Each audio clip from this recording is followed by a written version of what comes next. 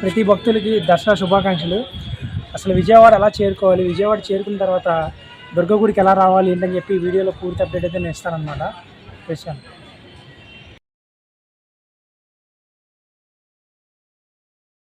ఒకసారి వచ్చే కాంకాయని అమ్మవారు అయితే మనకి ఈ సంవత్సరం అమ్మవారు అయితే అవతారం అయితే మనకి దర్శనం ఇవ్వబోతుంది అనమాట.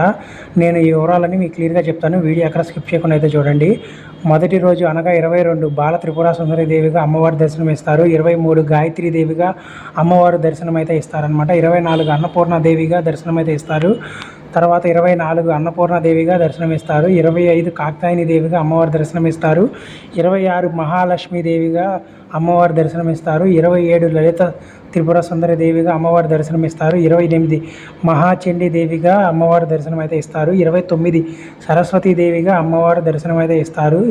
30 దుర్గాదేవిగా అమ్మవారి దర్శనం అయితే ఇస్తారు. 1 అక్టోబర్ 1 మహాశాసని మర్దినిగా అమ్మవారి దర్శనం ఇస్తారు. అక్టోబర్ 2 రాజరాజేశ్వరి దేవిగా అమ్మవారి దర్శనం అయితే ఇస్తారు.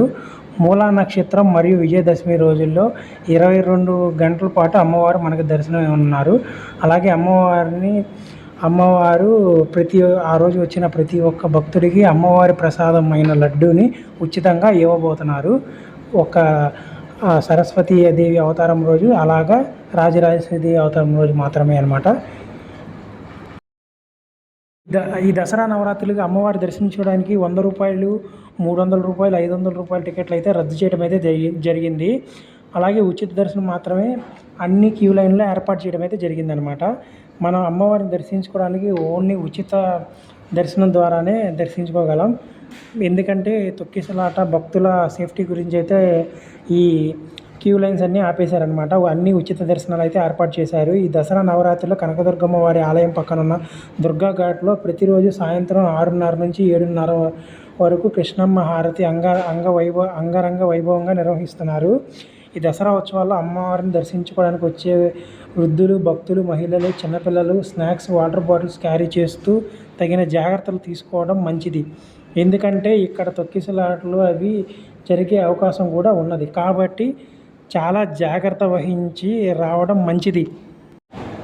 అలాగే దసరా ఉత్సవాల గురించి పూర్తి వివరాలు తెలుసుకోవడం కోసం గవర్నమెంట్ వారు దసరా ఉత్సవం అని చెప్పి ఒక యాప్ని అయితే ఇన్స్టాల్ చేశారనమాట. ఈ యాప్ మనం ప్లే స్టోర్లో దొరికిద్ది అనమాట. దసరా ఉత్సవ్ 2025 అని సెర్చ్ చేస్తే వస్తుంది. ఈ యాప్లో మనకి అప్డేట్ అయితే వస్తుంది అనమాట. మనం ఎక్కడ ఉన్నాం, ఎలా వెళ్ళాలి, ఏంటి అని చెప్పి మొత్తం పూర్తి డీటెయిల్స్ అయితే దీంట్లో ఉంటాయన్నమాట.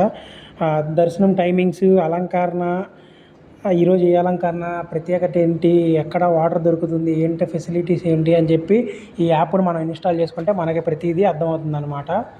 ఇది మన విజయవాడలో ఈ దసరా ఉత్సవ పేరిట దసరా ఉత్సవాలు అంగరంగ వైభవంగా జరుగుతున్నాయి. ఈ ఉత్సవాల భాగం ప్రతిరోజు అన్నదానం అయితే ఏర్పాటు చేశారనమాట. కొన్ని లక్షల మందికి అయితే అన్నదానం రెడీ చేశారు. ఎక్కడ ఇబ్బంది లేకుండా అన్నదానం అయితే జరుగుతుంది అనమాట. మధ్యాహ్నం 11:30 నుంచి 3:30 వరకు అయితే అన్నదానం జరుగుతుంది.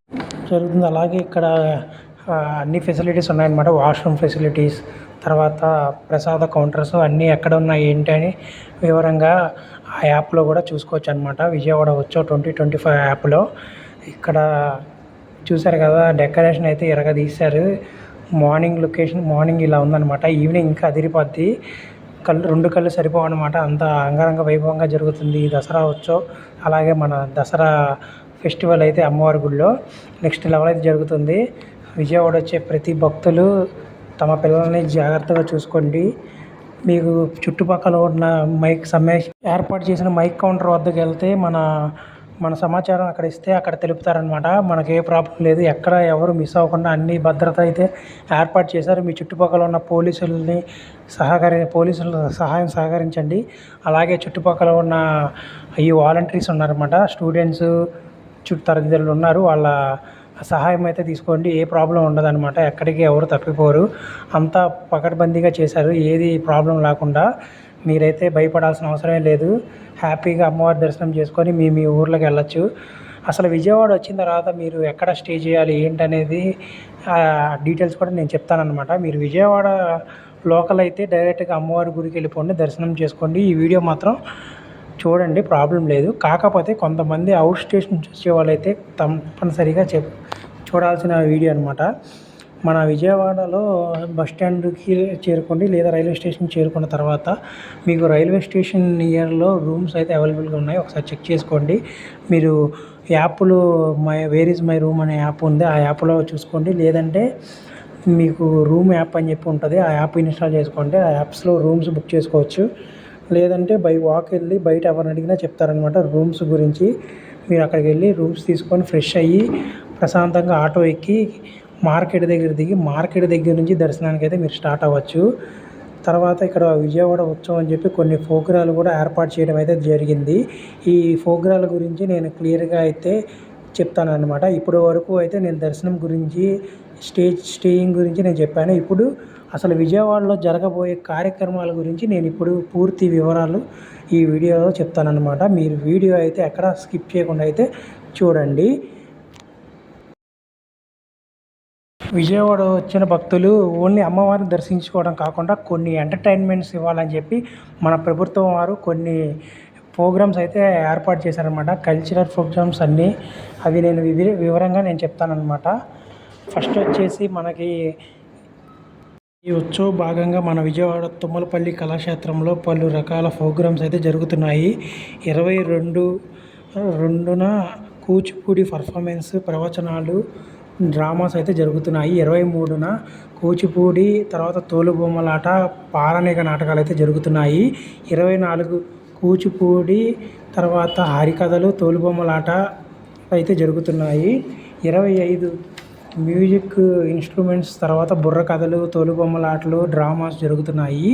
26న కాళికా వేషాలు, తర్వాత తోలుబొమ్మలాట జరుగుతున్నాయి.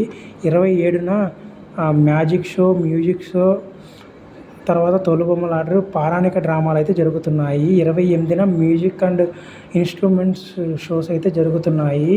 తర్వాత తోలుబొమ్మలాట కూడా జరుగుతుంది, పౌరాణిక డ్రామాలు కూడా జరుగుతాయి. 29న మ్యూజిక్ ఇన్స్ట్రుమెంట్స్తో పాటు తోలుబొమ్మలాట, పౌరాణిక డ్రామాలు కూడా జరుగుతున్నాయి. తర్వాత 30 సెప్టెంబర్న మ్యూజిక్ ఇన్స్ట్రుమెంట్స్, హరికథలు, తోలుబొమ్మలాట ఇలా కార్యక్రమాలు జరుగుతున్నాయి. 1 అక్టోబర్న Kuchipudi, dance baby dance, music instruments అయితే జరుగుతున్నాయి. తర్వాత తోలుబొమ్మలాట, సోషల్ వెల్ఫేర్ డ్రామాస్ అయితే జరుగుతున్నాయి. 2 అక్టోబర్న కూచిపూడి, ప్రవచనాలు, తోలుబొమ్మలాట, డ్రామాస్ అయితే జరుగుతున్నాయి. పై తెలిపిన కార్యక్రమాలన్నీ తుమ్మలపల్లి కళాక్షేత్రంలో జరుగుతున్నాయి. ఇవన్నీ సెప్టెంబర్ 22 నుంచి అక్టోబర్ 2 వరకు జరుగుతున్నాయి. ఇవే కాకుండా మన విజయవాడ ఘంటసాల కళాహాల్లో మరెన్నో సాంస్కృతిక కార్యక్రమాలు అయితే జరుగుతున్నాయి. ఇవే కాకుండా మన దసరా ఉత్సవాల భాగంగా అమ్మవారి అవతారాలు, అలాగే వాటి విశిష్టలు కూడా ప్రతి చోట అయితే ఏర్పాటు చేయడం అయితే జరిగింది. తర్వాత మనకి కొన్ని ఈవెంట్స్ కూడా ఉన్నాయన్నమాట. అవి కూడా పూర్తి డీటెయిల్స్ ఇప్పుడు నేను మీకు వివరంగా ఈ వీడియోలో చెప్తాను. 22 లైవ్ కాన్సెప్ట్ మణి శర్మ గారు అయితే మనకి ఎక్స్పో గ్రౌండ్ గొల్లపూడిలో విచ్చేస్తున్నారు. ఈయన సాయంత్రం 6:30 నుంచి 9:30 వరకు అయితే ఈయన లైవ్ కాన్సెప్ట్ ఉంటుంది. అలాగే 23న ఆర్పి పట్నాయక్ గారు లైవ్ కాన్సెప్ట్ అయితే ఎక్స్పో గ్రౌండ్ గొల్లపూడిలో ఏర్పాటు చేశారు. తర్వాత 24న సింగర్ కార్తిక్ గారి లైవ్ కాన్సెప్ట్ అయితే ఉందన్నమాట. ఇది కూడా ఎక్స్పో గ్రౌండ్ గొల్లపూడిలో అయితే జరుగుతుంది. 25న మాత్రం ఎటువంటి ప్రోగ్రాం లేదు. గ్యాప్ తీసుకున్న తర్వాత 25న వెల్ఫేర్ బ్రిడ్జ్ వాళ్ళు లైవ్ కాన్సెప్ట్ అయితే ఏర్పాటు చేయడం అయితే జరిగింది. ఇది కూడా ఎక్స్పో గ్రౌండ్ గొల్లపూడిలో జరుగుతుంది. 27న సునీత గారి లైవ్ కాన్సెప్ట్ అయితే ఎక్స్పో గ్రౌండ్లో జరగబోతుంది. సింగర్ సునీత గారి లైవ్ కాన్సెప్ట్ అనమాట. తర్వాత 28న రామ్ మిరియాల గారు లైవ్ కాన్సెప్ట్ అయితే ఇవ్వబోతున్నారు. ఇది మన ఎక్స్పో గ్రౌండ్ గొల్లపూడిలో అయితే జరుగుతుంది. అక్టోబర్ 1న గీతా మాధురి గారు ఎక్స్పో గ్రౌండ్లో లైవ్ కాన్సెప్ట్ అయితే ఇవ్వబోతున్నారు. పైన మెన్షన్ చేసిన అన్ని ఈవెంట్స్ ఎక్స్పోగ్రామ్స్ విజయవాడలో 6 PM అయితే చెప్పిన డేట్స్లో జరుగుతున్నాయి. వీటన్నిటికీ సంబంధించిన టికెట్స్ బుక్ మై షోలో అవైలబుల్గా ఉన్నాయి. ఒకసారి చెక్ చేసుకోండి. సెప్టెంబర్ 22 నుంచి అక్టోబర్ 2 వరకు శ్రీ శక్తి మహోత్సవం పేరిట పున్నమి ఘాట్లో 7:30 నుంచి దాండియా నైట్స్ జరగబోతున్నాయి. దీనికి టికెట్స్ VIPస్తో పాటు 499 రూపీస్ పడుతుంది. MIP అయితే 999 రూపీస్ అయితే ఉంది. ఈ టికెట్స్ కూడా బుక్ మై షోలో అయితే ఉన్నాయి. 22న లైవ్ కాన్సెప్ట్ బ్యాండ్ అందరూ కలిసి అక్టోబర్ 2 కూడా ఏర్పాటు చేయడం అయితే జరిగింది. చెప్పినవన్నీ ఓన్లీ ఎంటర్టైన్మెంట్సే. తర్వాత స్పోర్ట్స్ గురించి అయితే నేను చెప్తున్నాను. తర్వాత విజయవాడలో జరిగే ప్రతి కార్యక్రమం గురించి మీకు ఏదైనా డౌట్ ఉంటే మన పేజీలో మెసేజ్ చేస్తే కామెంట్స్ రూపంలో తెలిపితే నేనైతే వివరంగా చెప్తాను. మరిన్ని వీడియో కోసం మరి ఇలాంటి ఇంట్రెస్టింగ్ టాపిక్స్ గురించి తెలుసుకోవడం కోసం మన ఛానల్ అయితే సబ్స్క్రైబ్ చేసుకోవడం మర్చిపోకండి. మీకు ఏం డౌట్స్ ఉంటే కామెంట్స్ రూపంలో తెలుపుతాను.